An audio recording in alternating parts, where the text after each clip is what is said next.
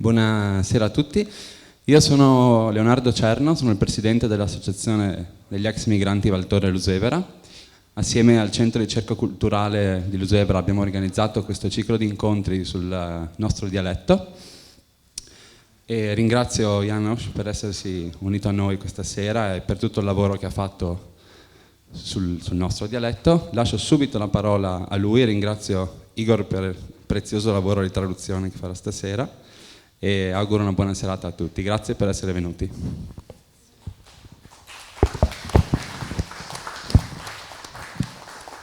Ecco, prej koji učenete, allora betjurete se ja koji dvije besede. Mi lieto Samuele dan contribut od regione, con andaia a to le possibilità storte po unoreci, tante pubblicitade, nasce doline, e poten tele liepe srećanje, ne, tele incontri, tako kot je naš večer.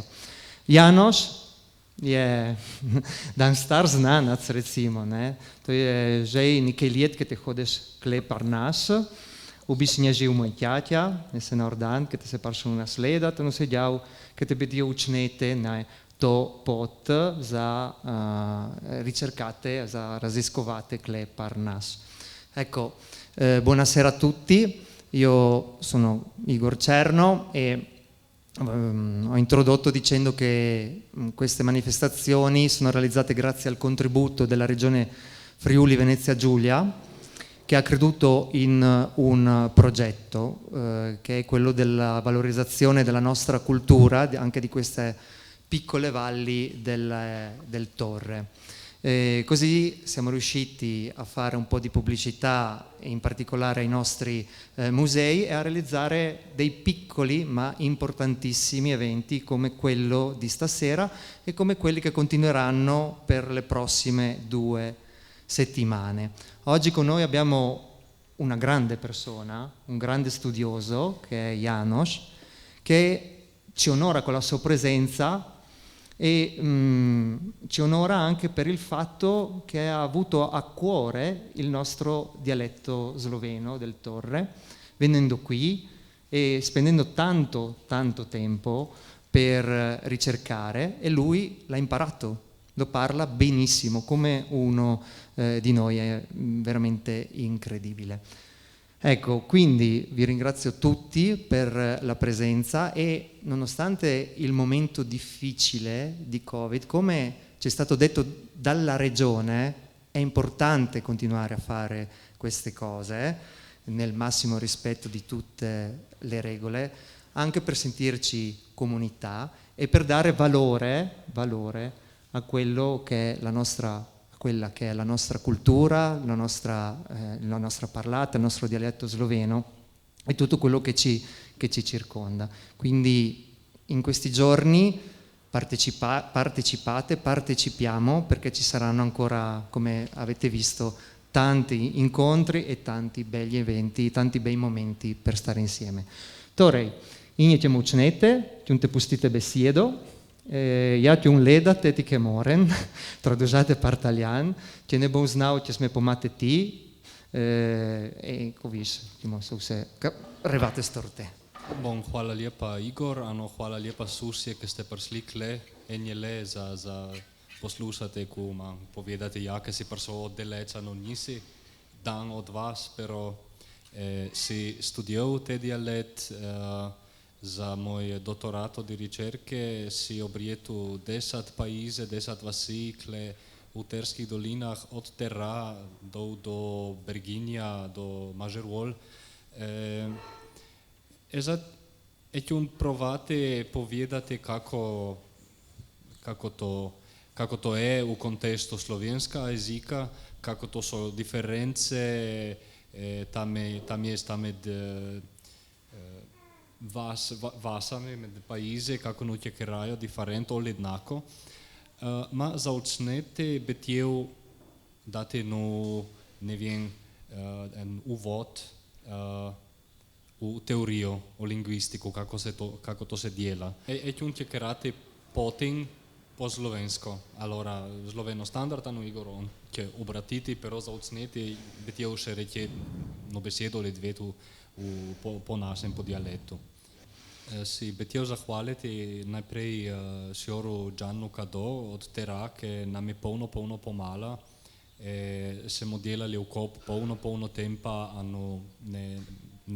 ne sinje na vero bruna žena. Allora, no, predstavljam v knjižno slovenščino, standardno slovenščino. Danes bi rad govoril o tem, kako se rodijo jeziki in kako se rodijo dialekti. Lingvistika lahko jezik opazuje z različnih vidikov, se pravi, lingvistiko lahko zanima en del jezika, drugi del jezika, kako se jezik uporablja, kaj ljudje mislijo, ko ga uporabljajo.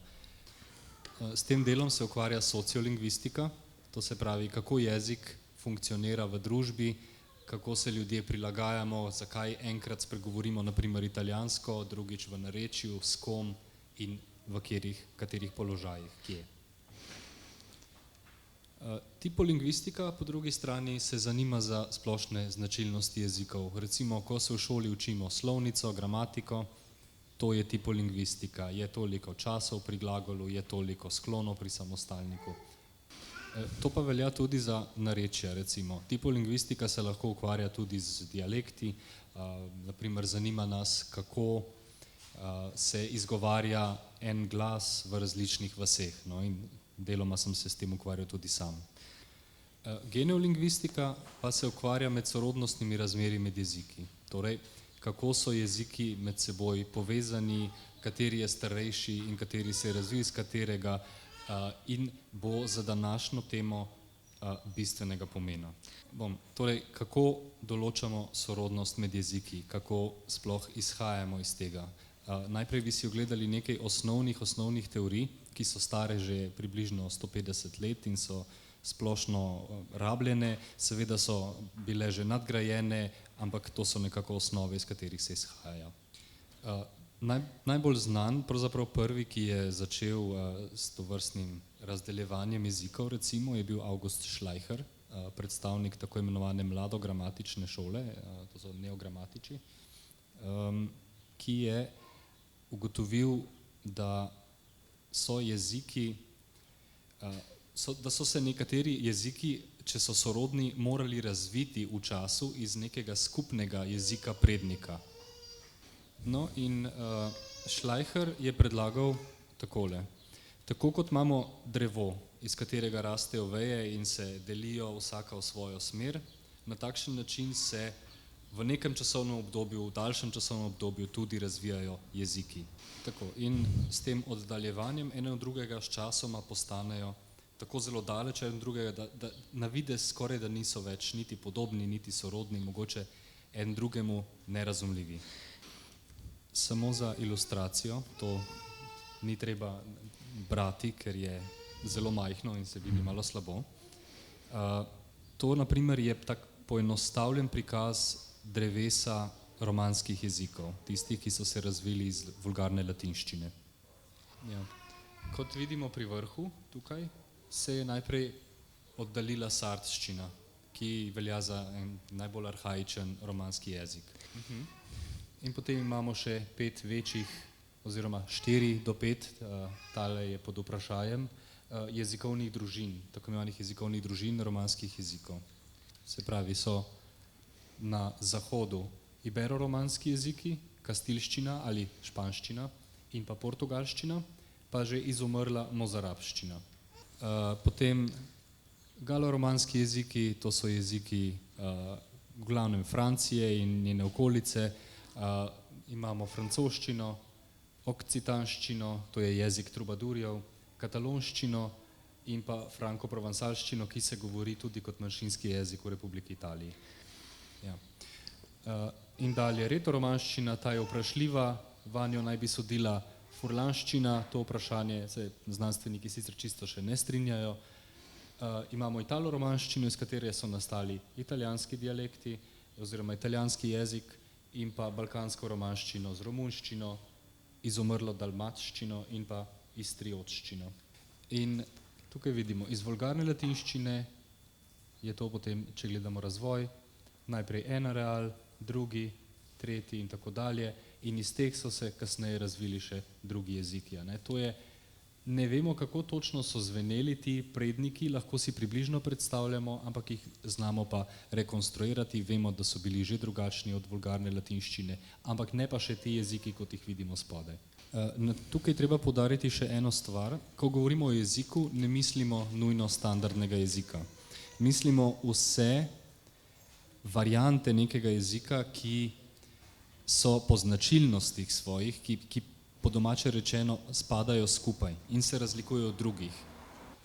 Stvar italijanščine na primer je, da jo loči njena narečja, govorimo organsko italijanščino, ena pomembna črta, linija, temu se reče izoglosa, to pomeni meja med dvema zelo različnima arealoma, se pravi, kjer govorijo na en način, kjer govorijo na drugi način. To se pravi, po apeninskem gorstvu, temu se reče črta La Spezia Rimini, teče ta pomembna meja med zahodnoromanskimi jeziki in med vzhodnoromanskimi jeziki.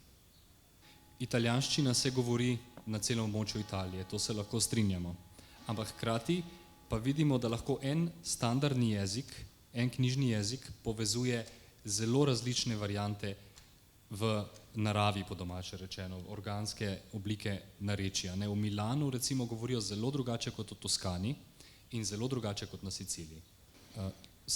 To poudarjam zato, ker če bo na koncu ostalo nekaj časa, bomo še malo govorili o razliki med sociolingvističnim in geneolingvističnim gledanjem. Zaenkrat pa gremo naprej. Hvala, Igor. Na enak način imamo tukaj nekako drevo slovanske jezikovne družine. To so vse idiomi, ki so se razvili iz praslovanščine. In ločimo jih, seveda ne bom šel tukaj toliko v detajle, ampak na 3 večje družine, to so vzhodnoslovanski jeziki, zahodnoslovanski jeziki in pa južnoslovanski jeziki. Če pustimo to ob strani, si ogledamo ta del. Južna slovanščina, ta areal, ki se je oblikoval od slovenskega prostora pa po Balkanskem polotoku do Makedonije, Bolgarije in pokriva to območje, lahko delimo na 3 še večje podskupine oziroma so se zgodovinsko oblikovali še 3 podareali.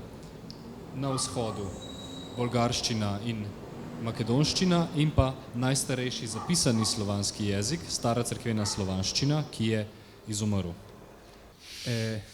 V srednjem delu so se razvili štokavščina, čakavščina in kajkavščina in danes imata čakavščina in kajkavščina status dialekta hrvaškega knjižnega jezika. In zahodna južna slovanščina se stoji samo iz slovenščine. V detajle spet ne bom šel, ampak razlike, ki jih razlikujejo, so jasne in so pač jasno določljive. To ni arbitrarna delitev, z vidika geneolingvistike ne zanima, kako se je razvil en, recimo glas, kako se je razvil ta pojav tukaj in ko vidimo, da se razlikujete, lahko jasno rečemo, to je ta jezik, to je pa tisti jezik. Rekli smo, da se spreminjajo jeziki v času kot veje drevesa, ampak to je posledica nekih sprememb, ne pove pa, na kakšen način se to dogaja. In Johannes Schmidt, tudi pripadnik iste šole jezikoslovcev, je ugotovil to pomanjkljivost in predlagal drugo teorijo, ki delno dopolnjuje prejšnjo in oni pravi valovna teorija. Če si predstavljamo neko skupnost govorcev, naprimer se v nekem delu, naprimer v enem ekstremu, začne nekaj izgovarjati drugače ali pa začne uporabljati drugo besedo ali pa kakršnakoli sprememba se zgodi. In ta sprememba navadno potuje, ni važno, ali zamenjajo besedo, ali začnejo kakšen glas izgovarjati drugače, ali postavijo samostalnik v drugi sklon, neka sprememba se zgodi. In ta sprememba ima tendenco, da se širi naprej, se širi po tem kontinuumu skupnosti.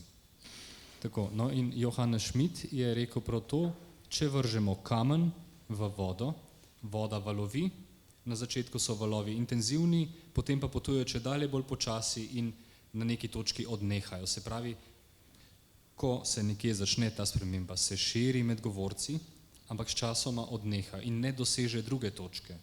To pomeni, da tisti govorci, ki so spremembo nekako usvojili, govorijo zdaj drugače kot tisti drugi, ki sprememba ni dosegla. No in enako lahko na potek teh sprememb vplivajo čisto navadne geografske ovire. Če nekdo ni hodil čez zelo gost gozd ali pa ni plezal čez goro, potem tudi svojega govora, svojih sprememb v jeziku ni prenesel govorcem, ki živijo na drugi strani.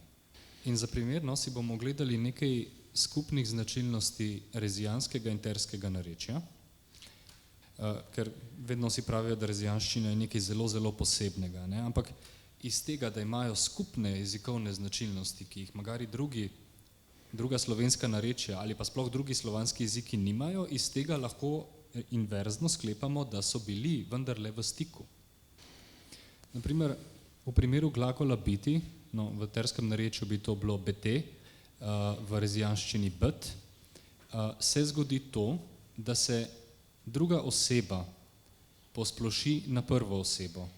Namesto jaz sem, kakorkoli že, v kateremkoli drugem slovanskem jeziku je to posebna oblika, se reče ja, esi. Ne? In tudi rezijansko je j, ja, si, tu, ti, se. Ne? Sta isti obliki, se pravi v teru in v rezi enako. Ampak če že pogledamo samo v tipano, je ja, esan, oziroma ja, eson, približno tako, ampak ti, ti, se. Torej, če si ogledamo ta zemljevid, to so terske doline z oznakami krajev, samo ne, Ter, Zavarh, Viškorša, Tipana, Černjeja, Porčin, Čanebola, Mažerole, Prosnit, Plestišča, Brigin in Robidišče. No in seveda, če upoštevamo, da to velja tudi za Rezijo, ki je ni na tem zemljevidu, je pač tukaj zgoraj, ampak velja, vidimo, da se je ta val razširil samo do sem. Ne? Nisem siguren za Viškoršo v tem trenutku, mogoče še Viškorša, ker Tipana sigurno nima več tega pojava. To pomeni, da se je val širil iz te smeri, zajel Rezijo in pač to tersko dolino proprio. Ne? Druga stvar, ki je sicer prevzeta iz furlanščine, je podvojitev osebnega zaimka. Ne? To, kar furlanščina pozna kot jo, soj, tudi vses in tako naprej. Ne? To se pojavlja tudi v terskem in rezijanskem narečju. Forme so drugačne, ampak pojav, tendenca je pa enaka. Seveda je možno, da sta obe narečji izolirano vsako zase prevzela to obliko iz furlanščine.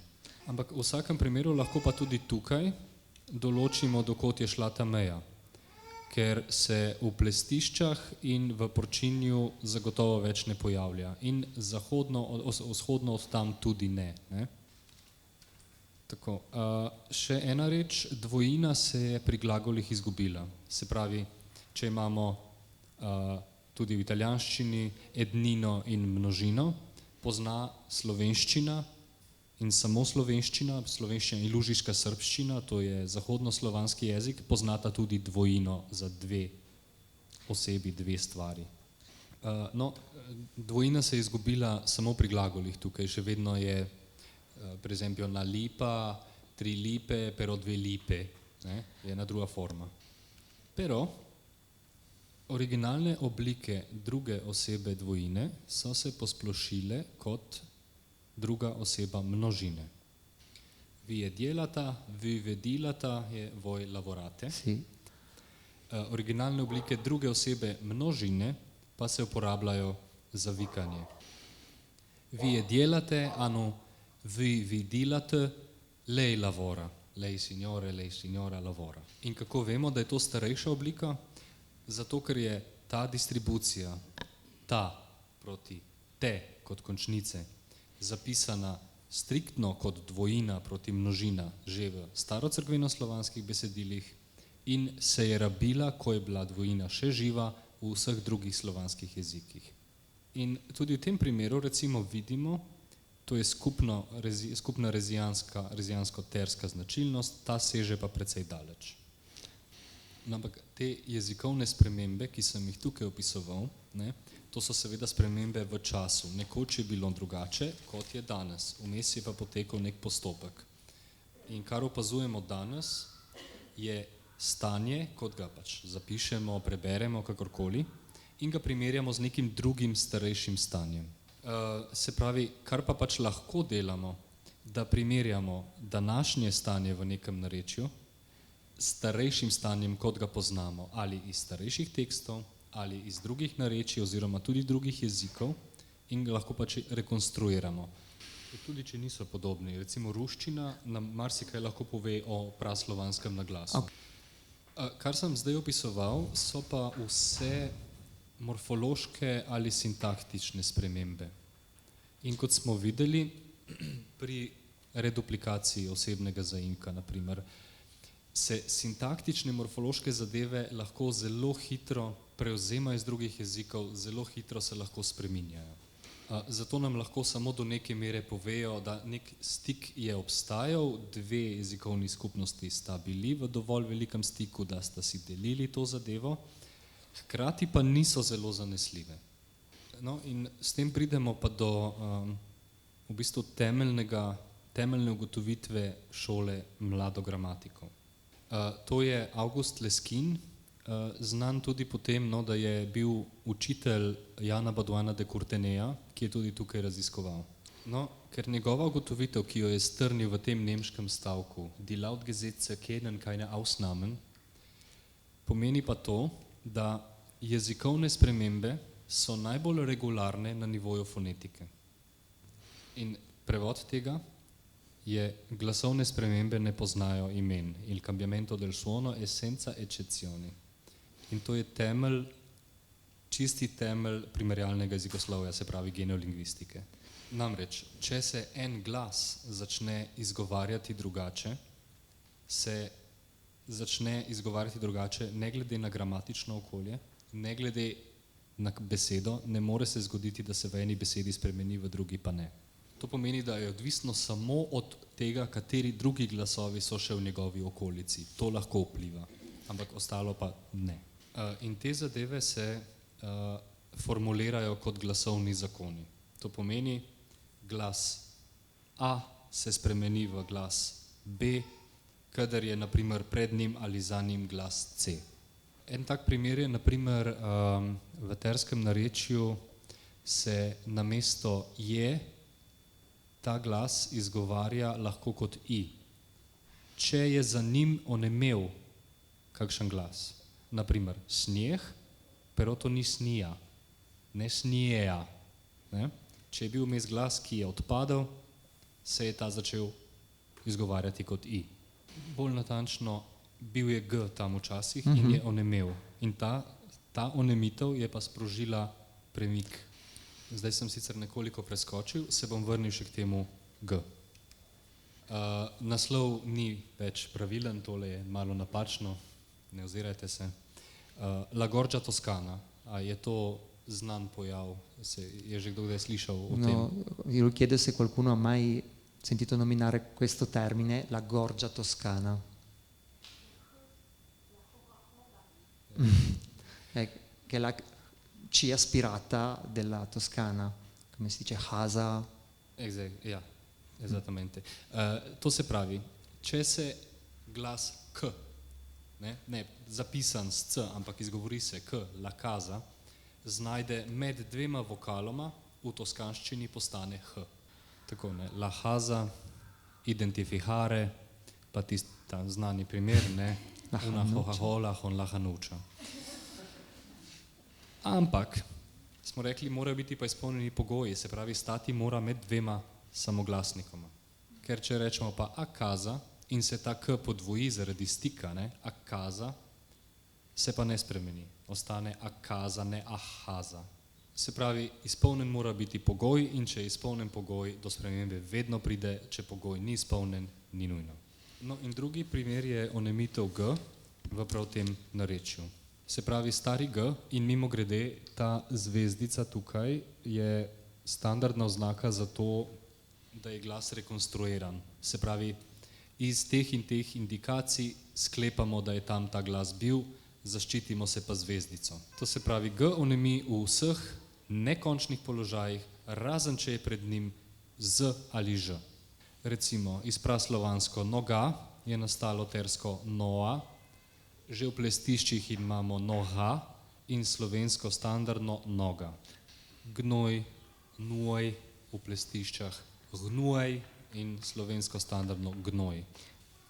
Grda v praslovanščini greva arda, v plestiščih gerda in standardno slovensko grda. In s primeri lahko nadaljujemo do neskončnosti, ker se to... Ampak zgati in zganje pred starejšim Ž. In tudi recimo, kako vemo, da je tam bil G, mogoče bi kdo rekel, se v tem narečju pa G-ja tam ni bilo. Prav tale primer zgore proti ore pove točno to. Tukaj je spredaj predpona Z, prefiks Z, zato se G ohrani. Tukaj je pa ni, zato G odpade. No in vprašanje, ali je neka stvar jezik ali narečje. To je tisto, kar ljudi bolj bega kot karkoli drugega, ne? Najprej treba vedeti, da jezik ne pomeni knjižni in standardni jezik. Recimo knjižna slovenščina, knjižna italijanščina ima nek temelj v toskanščini. Knjižna slovenščina pa nima zares nekega, ni neko področje, ne obstaja neko področje, kjer ljudje govorijo, kot bi govorili knjižno. Knjižna slovenščina, namreč slovenščina kot jezik, je narečno najbolj razčlenjen slovanski jezik in eden najbolj narečno diferenciranih jezikov v Evropi. In tudi zato je slovenski knjižni jezik zelo drugačen od tistega, kar se, ne vem, govorci slovenščine spontano naučimo. Moje narečje je povsem drugačno kot to, kar zdaj govorim. In če gremo v detajle, je pravzaprav knjižna slovenščina slovenščina iz 16. stoletja, iz časa protestantov, ki so prvi začeli pisati knjige v slovenščini, jih tiskati, no, in potem še z nekaj modifikacijami prilagojena, ampak gre za neko zamrznjeno, bi rekli, arhaizirano različico jezika. Zato, da lahko povezuje vse dialekte, ki so se od tistega časa dalje razcepili. To bi recimo en jezik bi lahko, če zanemarimo knjižni jezik, lahko poimenovali v bistvu dialektalni kontinuum. To pomeni, vsi dialekti imajo neke skupne značilnosti, ki jih povezujejo, ampak tisti, ki so si bolj blizu, so si bolj podobni. Tisti, ki so bolj blizu, so si med sabo bolj podobni in bolj kot so oddaljeni, bolj se razlikujejo. Ravno zato, ker te spremembe kot valovi, ki so se začeli na enem koncu, morda niso dosegli tega konca. In z vidika geneolingvistike v resnici ni res jasne ločnice med jezikom in dialektom. Pač geneolingvistika se s tem vprašanjem niti ne ukvarja. Ona samo pove, ta idiom je soroden temu idiomu toliko in toliko in toliko, ta pa nima teh značilnosti in je manj soroden. In zato pač, če ne govori o tem, kdaj je nekaj jezik in kdaj je nekaj dialekt, to je namreč sociolingvistično vprašanje v resnici, pa lahko povsem objektivno na podlagi skupnih sprememb, sploh na glasovni ravni, objektivno določi sorodnost med posameznimi idiomi. Toliko o samo tem delu in zdaj bi šel nazaj na tisti sociolingvistični oris, ki sem ga prej obljubil. Da pokažem dva primera, kjer se sociolingvistično gledanje in geneolingvistično gledanje razlikujeta. En najbolj znanih primerov v svetovnem merilu je tako imenovani BCMS ali BHMS. To je bosansko, hrvaško, črnogorsko, srbsko. BCMS je nekoliko bolj politično korekten izraz za tisto, čemur so Jugoslaviji malo prej in še malo potem rekli srbo-hrvaščina. Ja. Ker to je areal, ki ga obsegajo ti jeziki in na Hrvaškem bodo rekli, da govorijo hrvaščino.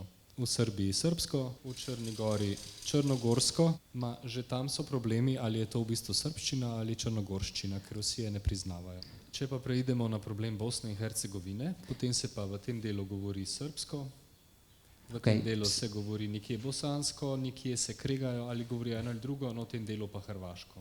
Torej imamo 4 knjižne oziroma standardne jezike. In to je sociolingvistični vidik pač.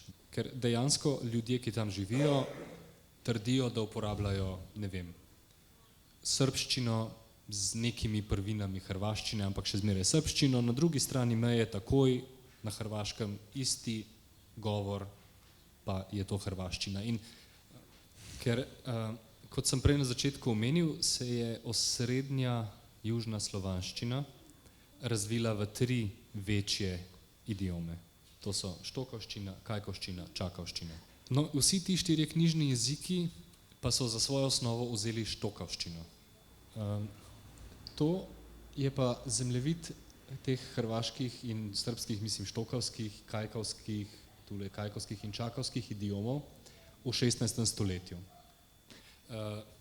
Se pravi, štokovščina, kajkovščina, čakovščina in tole je različica štokovščine, ki se že približuje makedonščini. No in z razlogom kažem karto 16. stoletja. V 16. stoletju so namreč se začeli v tem delu Evrope turški upadi od spodaj navzgor. In seveda so pač govorce štokovščine tega dela pregnali gor. In potem je štokovščina postala prevladujoči idiom, recimo tudi tukaj. Danes je karta hrvaških, srbskih in tako dalje narečij zelo raztrgana, zelo mešana. Razlogi, zakaj pa je ta v bistvu, zakaj so ta narečja iste osnove postala 4 različni jeziki, pa niso jezikoslovne narave. Pa ni zares vprašanje geneolingvistike, ker ne gre za razlike, so zelo podobni jeziki. Ja, gre pa za to, ne, Hrvaška je seveda sodila v tako imenovano Romania Latina, se pravi katoliški del, se pravi čujem, Zlavija Latina. Po drugi strani, območje pod srbskim vplivom, to je Zlavija ortodoksa. In v mestnem delu v Bosni je pa pač, so pa prebivalci množično tudi prevzeli islam. Vsako od teh nekih področij je tudi imelo neko lastno kraljevo dinastijo v različnih časih srednjega veka. Pač Bosna je imela svoje kralje, Hrvaška plemiške družine, Srbi celo carje in tukaj so imeli tudi nekaj poseben tip monastične vladavine. No in zato so se potem tudi oblikovale različne identitete, osnovane na veri, na zgodovinski pripadnosti in potem kljub temu, da so v bistvu govorili isti jezik, ta jezik ni igral toliko vloge pri sami vzpostavitvi knjižnega jezika, pri tem v bistvu, da bi prepoznali, da so zaradi jezika tako podobni, ker so bili zaradi vsega ostalega tako različni. In tukaj pa pač pride upoštev sociolingvistično gledanje, ki preučuje, kako družba vpliva na jezik. In samo še en hiter primer iz bližine, tam sem prej omenjal dalmatščino in istriotščino. Se pravi, istriotščina je jezik, ki je bila nekoč bolj sorodna romunščini kot italijanščini. Danes ga govori približno 400 rojenih govorcev, ampak ker je bila vsa hrvaška obala, to, kar je danes hrvaška obala, pod oblastjo Beneške republike, je tudi ta jezik prišel pod zelo močen vpliv beneškega narečja italijanščine. In tudi jezik sam se je zelo venetiziral. No in to bi bil geneolingvistični vidik. Vemo, da imamo neke primere, ki absolutno ne grejo skupaj z razvojem, ki je značilen za beneščino. Hočem reči, da z enega vidika lahko prepoznamo geneolingvistično gledano značilnosti, ki absolutno niso beneške. Kljub temu pa, zaradi tega zgodovinskega vpliva, zaradi tega socialnega vpliva, so pa danes govorci istriotščine del italijanske jezikovne oziroma narodnostne manjšine, čeprav v bistvu govorijo jezik, kljub temu, da je pod močnim vplivom beneščine, ni zares italijanski jezik. No, s tem sem samo hotel ponazoriti, da so na to, ali je nekaj narečje, ali je jezik, ali je narečje tistega ali onega jezika, ali nekega čisto tretjega jezika, to so po eni strani zelo močno zelo močni identitetni faktori, hkrati pa lahko to povsem objektivno določimo in ni nujno, da ta dva vidika nekako sovpadeta. Tako, če se govorec istriotščine čuti pripadnega italijanskemu jeziku in italijanskemu narodu, je to povsem razumljivo, če tudi to mogoče za jezik sam ne drži. Ja. In to je čisto legitimno občutenje. Ne? E questo è un sentimento assolutamente legittimo. No, za danes bom tukaj zaključil, jutri pa nadaljujem pravzaprav s tem, kako se tersko narečje vklaplja v kontekst slovenskega jezika oziroma južnoslovanskih jezikov. Grazie.